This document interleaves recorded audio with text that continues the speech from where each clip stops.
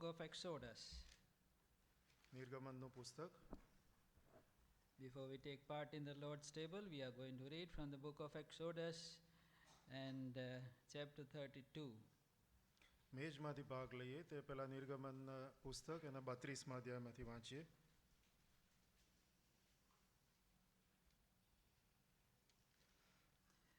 And we are going to read from verse 15 onwards. 15મી કલમથી આગળ વાંચીએ Till verse 21. 15મી કલમથી 21મી કલમ સુધી Responsively, please. વારાફરતી વાંચીએ. નિર્ગમનનું પુસ્તક 32મો અધ્યાય 15થી 21 વારાફરતી. અને મૂસા પાછો ફરીને પર્વત પરથી ઉતર્યો ને 2 સાક્ષ્ય પાટી તેના હાથમાં હતી. તે પાટીઓની બંને બાજુએ લેખ લખેલો હતો. એક બાજુએ તથા બીજી બાજુએ તે લેખ લખેલો હતો. અને તે પાટીઓ દેવનું કામ હતી ને લેખ તે દેવનો લેખ પાટી પર કોતરેલો એવો હતો. અને લોક ઘોંઘાટ કરતા તેનો અવાજ યહોશુઆએ સાંભળ્યો.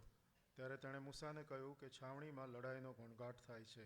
અને તેણે કહ્યું, એ તો જીત્યાને લીધે હોકારા પાડનારાઓનો સાદ નથી, તેમ હાર્યાને લીધે પુકાર કરનારાઓનો સાદ પણ નથી, પણ ગાયન કરનારાઓનો સાદ હું સાંભળું છું. અને એમ થયું કે તે છાવણી આગળ પહોંચ્યો ત્યારે તેણે વાછરડું તથા નાચ જોયા. ત્યારે મૂસાનો ક્રોધ તપી ઉઠ્યો અને તેણે પોતાના હાથમાંથી પાટીઓ ફેંકી દીધી અને તેથી તે પર્વતની હેઠળ ભાંગી ગઈ. અને તેઓએ જે વાછરડું બનાવ્યું હતું તે લઈને તેણે બાળી નાખ્યું અને તેને કૂટીને ભૂકો કર્યો અને પાણીમાં ભભરાવીને ઇસ્રાયેલ લોકોને તે પાણી આપ્યું. અને મૂસાએ હારૂનને કહ્યું કે આ લોકોએ તને શું કર્યું છે? તું તેઓના પર આવું મોટું પાપ લાવ્યો છે. હવે 30મી કલમથી અંત સુધી. અને બીજે દાડે એમ થયું કે મૂસાએ લોકોને કહ્યું કે તમે મોટું પાપ કર્યું છે અને હવે હું ઉપર ચડીને યહોવાની પાસે જઈશ. કદાચ તમારા પાપનું પ્રાયશ્ચિત મારાથી કરાય.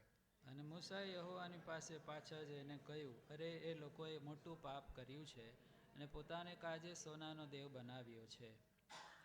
તો પણ તું તેઓના પાપને ક્ષમા કરે તો સારું, નહીં તો તારા લખેલા પુસ્તકમાંથી મારું નામ તું ભૂસી નાખ. અને યહોવાએ મૂસાને કહ્યું, જેણે મારી વિરુદ્ધ પાપ કર્યો છે તેનું નામ હું મારા પુસ્તકમાંથી ભૂંસી નાખીશ.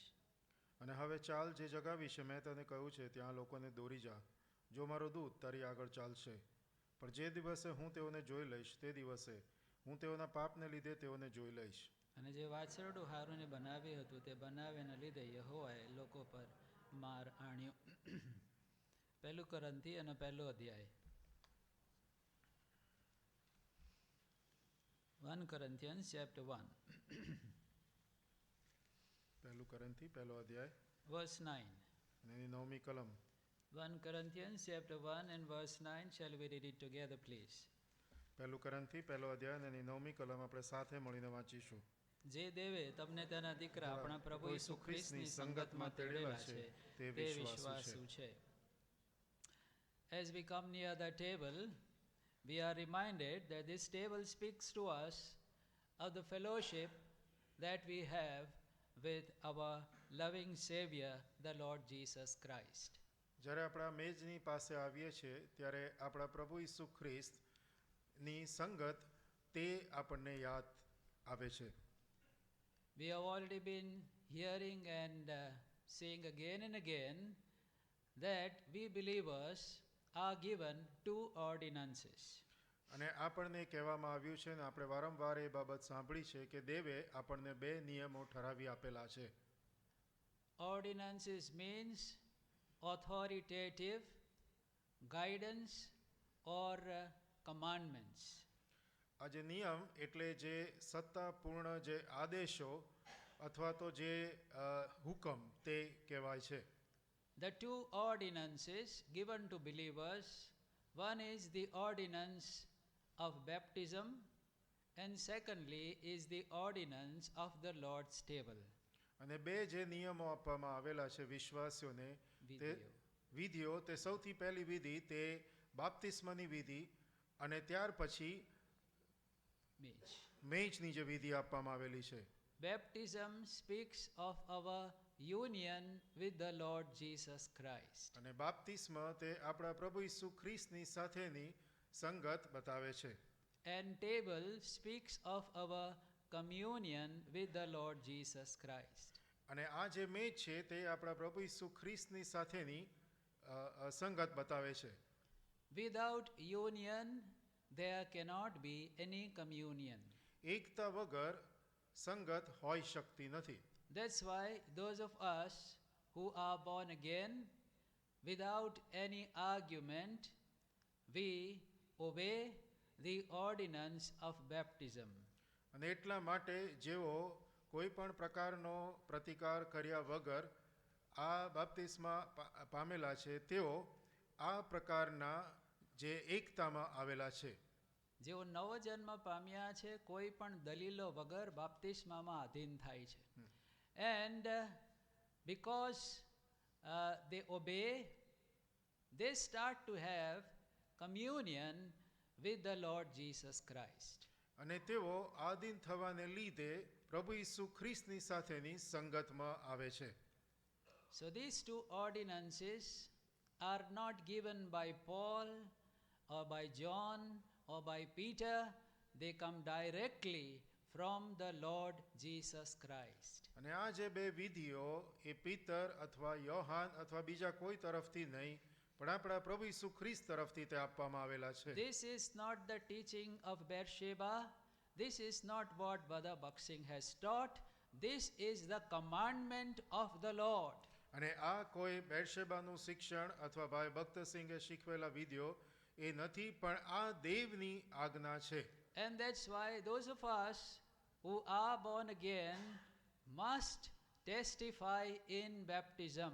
અને એટલા માટે આપણે માના જેઓ તારણ પામેલા છે તેઓએ બાપ્તિસ્માની સાક્ષીમાં અધીન થવાની જરૂર છે. Those of us who refuse to take baptism are knowingly opposing the commandment of God. અને એટલા માટે જેઓ બાપ્તિસ્મા પામવાને અનાદર કરે છે તેઓ દેવની આજ્ઞાનો જાણી બૂજીને અનાદર કરે છે. And those who are opposing the commandment of the Lord, they have no boldness to take part in the Lord's table. અને જેઓ આ દેવની આજ્ઞાની સામું વિરુદ્ધ જાય છે તેઓને આ દેવની મેજમાં ભાગ લેવાનો કોઈ અધિકાર નથી. They have no boldness તેઓની પાસે કોઈ પણ પ્રકારની હિંમત હોતી નથી. because the table speaks of communion. કારણ કે આ જે સંગત આ જે મેજ છે તે દેવની સાથેની સંગત દર્શાવે છે. And again let me repeat, without union there cannot be any communion. અને ફરીથી મને એ બાબત દોહરાવવા દો કે એકતા વગર સંગત શક્ય નથી. And this table speaks of fellowship, communion. અને આ જે મેજ છે તે દેવની સાથેની સંગત દર્શાવે છે. Then we will be giving a false testimony. તો પછી આપણે આ જૂઠી સાક્ષી પૂરીએ છીએ. If we give a false testimony, we will not be blessed. અને જો આપણે આવી જૂઠી સાક્ષી આપીએ તો આપણા ઉપર આશીર્વાદ આવશે The નહીં. name of the Lord Jesus, he is a true witness. અને પ્રભુ ઈસુનું જે નામ છે તે સાચો સાક્ષી છે. So those who belong to the Lord Jesus, they also must be true witness. અને એટલા માટે જેઓ પ્રભુ ઈસુ ખ્રિસ્તની પાસે આવે છે તેઓ પણ સાચા સાક્ષીઓ બને. And so now those of us who have obeyed in baptism, અને એટલા માટે આપણામાંના જેઓ બાપ્તિસ્માની સાક્ષીમાં આધીન થયેલા છે we are going to take part in the Lord's table. આપણે પ્રભુની મેજમાં ભાગીદાર થવાના છીએ. But before we do that, પણ એ કરીએ તે પહેલા we have to examine whether I am living in the fellowship of the Lord Jesus Christ. પણ આપણે એ બાબતની પરીક્ષા કરવાની જરૂર છે કે હું પ્રભુ ઈસુ ખ્રિસ્તમાં જીવી રહ્યો છું કે નહીં, સંગતમાં જીવું છું કે નહીં. સંગતમાં જીવું છું કે નહીં.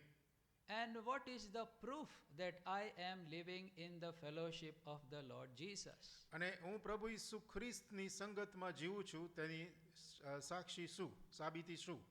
How do I know that? કઈ રીતે હું તે જાણી શકું? We read a small portion from the book of Exodus. નિર્ગમનના પુસ્તકમાંથી આપણે એક નાનો શાસ્ત્ર ભાગ વાંચ્યો. We know the story. આપણને એ બાબતની ખ્યાલ છે. Moses was on the mount with the Lord for 40 days. અને મૂસા પ્રભુ દેવની સાથે 40 દિવસ પર્વત પર હતો. He was in the fellowship of the Lord. અને તે દેવની સાથેની સંગતમાં હતો. As he came down, he found Aaron and the children of Israel worshipping a calf. અને જ્યારે તે પર્વત પરથી નીચે આવ્યો ત્યારે હારૂન અને ઇસ્રાએલ પુત્રો આ વાછરડાની સેવા કરતા જોયા. The people there, they also were the people of God. અને આ જે લોક હતા તેઓ દેવના લોક હતા. They were delivered from Egypt. તેઓને મિસ્રમાંથી છોડાવવામાં આવેલા હતા. But we find they were away from the fellowship of God. પણ તેઓ દેવની જે સંગત હતી તેનાથી વિમુખ હતા. That's why, without any hesitation, they were worshipping a calf. અને એટલા માટે કોઈ પણ પ્રકારના હિચકિચાટ વગર તેઓ આ વાછરડાની પૂજા કરતા હતા. Their consciences never bothered them. અને એનું જે અંતઃકરણ હતું તે ક્યારેય તેમને ડંખ્યું નહીં. They said, these are the gods who have delivered us out of Egypt. અને તેઓ એમ કહેવા લાગ્યા કે આ દેવો છે કે જેણે અમને મિસ્રમાંથી છોડાવ્યા. And when Moses saw that, અને જ્યારે મૂસાએ તે જોયું ત્યારે we already read, he was very, very angry. અને આપણે એ વાંચ્યું કે તે બહુ જ ગુસ્સે થયો. And he broke the two tables of stone. અને જે પથ્થરની બે શિલાપાટી હતી તે તેણે તોડી નાખી. Moreover, we read in verse 20 of Exodus 32, 32મો અધ્યાય અને એની 20મી કલમ. અને તેઓએ જે વાછરડું બનાવ્યું હતું તે લઈને તેણે બાળી નાખ્યું અને તેને કૂટીને ભૂક્કો કર્યો અને પાણીમાં ભભરાવીને ઇસ્રાએલ લોકોને તે પાણી પાયું. do you see the anger of Moses against sin? અને જે આ મૂસાનો આ પાપ પ્રત્યે જે ગુસ્સો હતો તે શું તમે અહીંયા જોઈ રહ્યા છો? From where did he get this? કઈ રીતે એનામાં આવ્યું? Because he was in the fellowship of God. કારણ કે તે દેવની સાથેની સંગતમાં હતો. God is holy.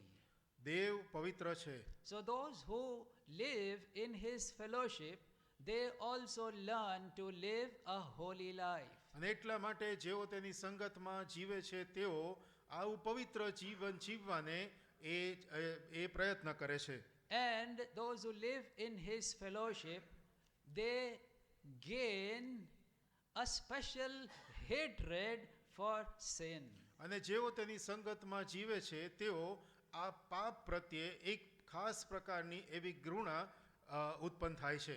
Aaron was not bothered, અને હારૂનને એ બાબતની કોઈ પરવા though નહોતી. he was a high priest. જો કે તે પ્રમુખ યાજક હતો, He had seen the great power of God. જો કે તેણે દેવનો અદ્ભુત મહિમા અથવા સામર્થ્ય જોયું હતું. In fact, he was used of God to deliver the children of Israel. અને ઇસ્રાએલ લોકોને છોડાવવા માટે દેવે તેનો ઉપયોગ પણ કર્યો હતો. But we find that he was more occupied with the people than with God.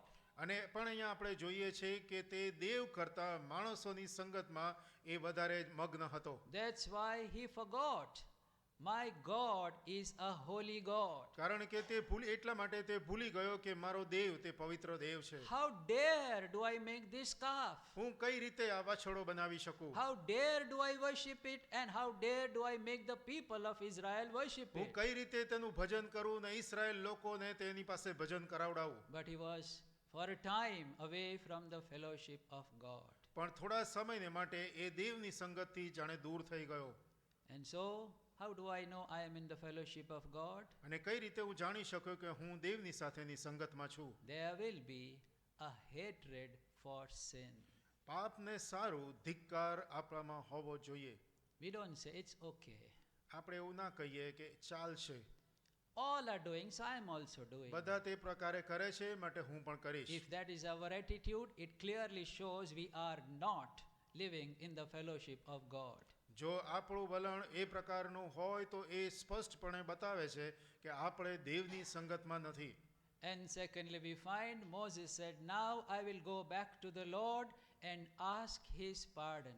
અને હવે બીજી બાબત જે આપણે જોઈએ છે, મૂસા કહે છે કે હું ફરીથી દેવની પાસે જઈશ અને તેની ક્ષમા માંગીશ. And see what is he telling in verse 31. અને 31મી કલમમાં તે શું કહે છે આપણે જોઈએ. અને મૂસાએ યહોવાની પાસે પાછા જઈને કહ્યું કે અરે એ લોકોએ મોટું પાપ કર્યું છે ને પોતાને કાજે સોનાનો દેવ બનાવ્યો છે. Verse તો પણ તું 32. તેના પાપની ક્ષમા કરે તો સારું, નહીં તો તારા લખેલા પુસ્તકમાંથી મારું નામ તું ભૂસી નાખ. What kind of intercession here we find coming out of the heart of Moses. અને મૂસાના હૃદયમાંથી કેવા પ્રકારની મધ્યસ્થી અહીંયા નીકળી રહી છે. Oh Lord, if you would forgive their sin. હે પ્રભુ, જો તું તેઓના પાપની માફ ક્ષમા કરે તો.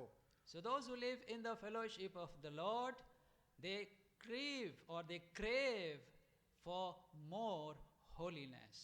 અને એટલા માટે જેઓ દેવની સંગતમાં જીવે છે તેઓ વધારે ને વધારે પવિત્ર થવાની ઈચ્છા રાખે છે. That's why God has called us in the fellowship of his dear Son, our Lord Jesus Christ. અને એટલા માટે દેવે એના પ્રિય પુત્ર પ્રભુ ઈસુ ખ્રિસ્તની સંગતમાં આપણને તેડેલા છે. Jesus Christ went through all the temptations that we are passing through. પ્રભુ ઈસુ ખ્રિસ્ત આપણે જે સર્વ પરીક્ષણોમાંથી પસાર થઈએ છીએ તે સર્વ પરીક્ષણોમાંથી તે પણ પસાર થયો. Yet he was without sin.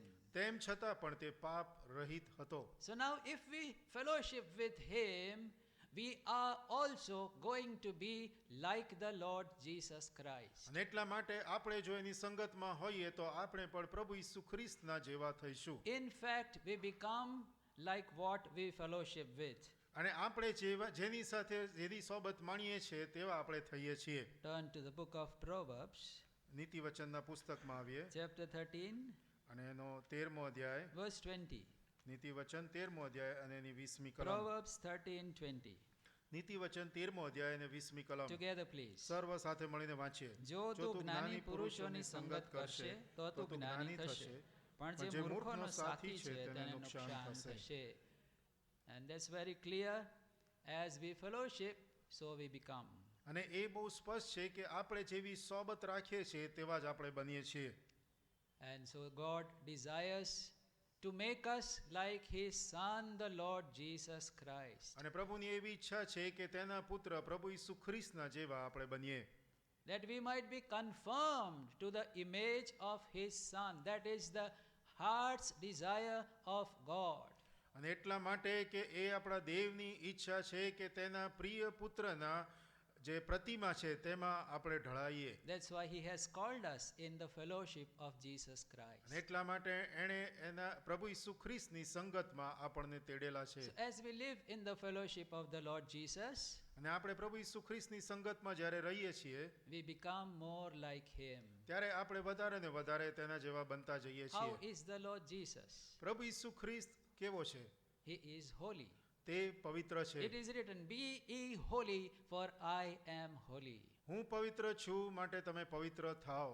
Meaning of holy is live unto him, separated for him. પવિત્ર હોવું એટલે તેને અર્થે જીવો અથવા તો તેને અર્થે જુદા થાઓ. So how did I live the past week? અને ગયા અઠવાડિયે હું કઈ રીતે જીવ્યો? Have I lived really in the fellowship of the Lord? શું પ્રભુ ઈસુ ખ્રિસ્તની સંગતમાં ખરેખર જીવ્યો છું? Have I loved what the Lord Jesus loves? પ્રભુ ઈસુ ખ્રિસ્ત જે વસ્તુ પસંદ કરે છે તે વસ્તુ હું શું પસંદ કરું છું? Do I hate what the Lord Jesus hates? પ્રભુ ઈસુ જે બાબતનો ધિક્કાર કરે છે તે બાબતોનો હું ધિક્કાર કરું Is છું? there a desire in my heart to please the Lord? અને શું મારા હૃદયમાં એવી ઈચ્છા છે કે હું દેવને પ્રસન્ન કરું? If that is so, then we can boldly take part in the Lord's table. જો એવું હોય તો આપણે હિંમતથી આ દેવની મેજમાં ભાગ લઈ શકીએ છીએ. Remember, these two ordinances are given by the Lord. અને આ જે બે વિધિઓ દેવ દ્વારા ઠરાવવામાં આવેલા છે તે યાદ It રાખો. is his desire we keep it. અને એની ઈચ્છા છે કે આપણે તે પાળીએ. So we must obey in baptism as well as take part in the Lord's table. અને એટલા માટે આપણે બાપ્તિસ્માની સાક્ષીમાં તેને આધીન થઈએ અને મેજમાંથી પણ ભાગ લઈએ. But before we take part in the Lord's table, પણ દેવની મેજમાં ભાગ લઈએ તે પહેલા we must see if I have really lived in the fellowship of God. આપણે એ બાબતે ધ્યાન કરીએ કે શું ખરેખર હું દેવની સાથેની સંગતમાં જોડાયેલો રહ્યો છું કે નહીં. And if it is so, then we can boldly take part in the Lord's table. અને જો તેમ હોય તો આપણે હિંમતથી દેવની મેજમાં ભાગ લઈ શકીએ છીએ. Let us be quiet for some time થોડો સમય શાંત રહીએ and see what is our attitude to sin. અને પાપ પ્રત્યે આપણું વલણ કેવું છે તે બાબતે ધ્યાન કરીએ.